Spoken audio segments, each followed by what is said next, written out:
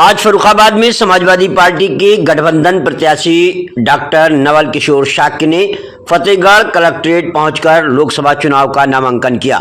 उन्होंने मीडिया से बात करते हुए कहा कि अगर मैं चुनाव जीतता हूं तो सांसद होने पर जितना भी वेतन मिलेगा वह गरीब बच्चों को पढ़ने में लगाऊंगा और जिनके माँ बाप अपने बच्चों को पढ़ाना चाहते हैं उन्हें भी पढ़ाऊंगा। तमाम विकास की योजनाओं के बारे में बताया। उन्होंने कहा सबसे ज्यादा हमारी नज़र फर्रुखाबाद की चौमुखी विकास पर होगी। उन्होंने अपने मैनिफेस्टो में तमाम बिंदु विकास के बताए।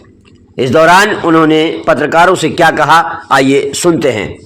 पहला चुनाव है, ये आपका पहला चुनाव है लोकसभा का। एक मेडिकल लाइन और राजनीति में क्या अंतर है? बहुत ज़्यादा अंतर नहीं है। ये लगता है जैसे डॉक्टरी समाज सेवा का एक माध्यम है, राजनीति भी और बड़े स्तर पर समाज सेवा का माध्यम बनने का काम करेगा। किन किन मुद्दों को लेकर जनता के बीच जा रहे हैं? मुद्दे तो फर्रुखाबाद के मेरे से ज़्यादा आप लोगों को पता है पत्रकार सर जी। नहीं, फिर भी आप किन मुद्दे सबसे बड़ा एजुकेशन। सांसद बनता हूँ तो सबसे पहले जो मुझे वेतनमान मिलेगा, सारा का सारा वेतनमान गरीब बच्चे, ऐसे बच्चे जिन बच्चों के माँ बाप नहीं है या वो बच्चे जिनके माँ बाप पढ़ाना चाहते हैं उन पर खर्च करने का काम करूँगा।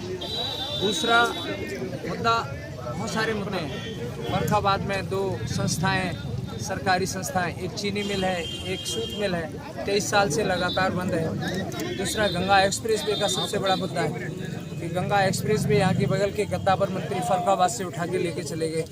आलू का सबसे बड़ा मुद्दा है, आलू की सबसे बड़ी पैदावार फर्रुखाबाद में होती है। हम कह सकते हैं कि आलू की प्रोसेसिंग से यहाँ बहुत बड़ी फैक्ट्रियाँ लगाई जा सकती थी, चाहे वो चिप्स की हो या फिर मेडिसिन की फैक्ट्री भी लगाने का काम था। दूसरा, आज जितने भी कर्मचारी हैं भारतीय जनता पार्टी के शासन में, चाहे वो शिक्षा मित्र हों या दूसरे राज्य कर्मचारी हों, इनका भारतीय जनता पार्टी ने OPS जो पेंशन ख़त्म करने का काम किया है। समाजवादी पार्टी और इंडिया गठबंधन सबसे पहले OPS पेंशन लागू करने का काम करेगा। और बाकी सबसे बड़ी बात, फर्रुखाबाद में बहुत सारी समय पर अलग अलग समस्याएं बनी थी, उनको भी समाधान। सबसे बड़ी बात यहाँ पर ट्रांसपोर्टेशन की इतनी बड़ी समस्या है, उस समस्या को भी हम लोग समाधान करने का काम करेंगे।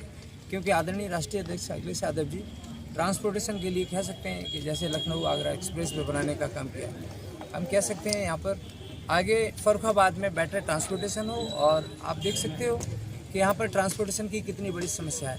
मैं ये भी कहना चाहूँगा, एज ए डॉक्टर हम कह सकते हैं, मैं तो सर्जिकल ऑन्कोलॉजी का डॉक्टर हूँ, कैंसर का सर्जन हूँ, लेकिन यहाँ मेडिसिन का कोई आज तक अच्छा हॉस्पिटल नहीं है। अगर किसी को MI हो जाए तो हम कह सकते हैं कि यहाँ पर कोई भी जैसे मायोकार्डियल इन्फेक्शन हो या हार्ट अटैक हो जाए तो यहाँ पर मुझे नहीं लगता कि वो बच पाएगा। केशव प्रसाद मौर्य आए थे फर्रुखाबाद में, उनका ये कहना था कि भारतीय जनता पार्टी इस बार बहुत बड़ी जो जीत है वो अर्जित करने वाली है। ऐसे उस पर क्या कहना चाहेंगे? ये तो समाज बताएगा। और हमें फर्रुखाबाद की लोकसभा की सम्मानित जनता, आज डॉक्टर नवल किशोर ने यहाँ की सम्मानित जनता लड़ने का काम कर रही है और बेहद ऐतिहासिक परिवर्तन होगा, क्योंकि डॉक्टर रामन लोहिया जी की धरती है। डॉक्टर साहब, आलू से दवाई बनाने का क्या आपके उस पर चल रहा है? स्टार्च होता है, जैसे ग्लूकोज जो बनता है आलू में स्टार्च होता है, तो उसकी प्रोसेसिंग के लिए अगर कंपनियां लगाई जाए तो बेटर। आपके मैनिफेस्टो में है कुछ ऐसा प्लान? मेरे मैनिफेस्टो में है, आलू का सबसे बड़ा उत्पादक हमारा जिला फर्रुखाबाद है। और हम कह सकते हैं कि आलू की प्रोसेसिंग से बहुत सारी कंपनियां लगाई जा सकती हैं, जिससे कि हमारे किसानों की आय 2 गुनी नहीं, कम से कम 50 गुनी होने का काम करेगा। तो इसका प्रोसेस क्या रहेगा? अगर आप बनते हैं उसके बाद आपका क्या प्रोसेस रहेगा? अभी समय आने दीजिए, समय आने पर सब बता दिया जाएगा।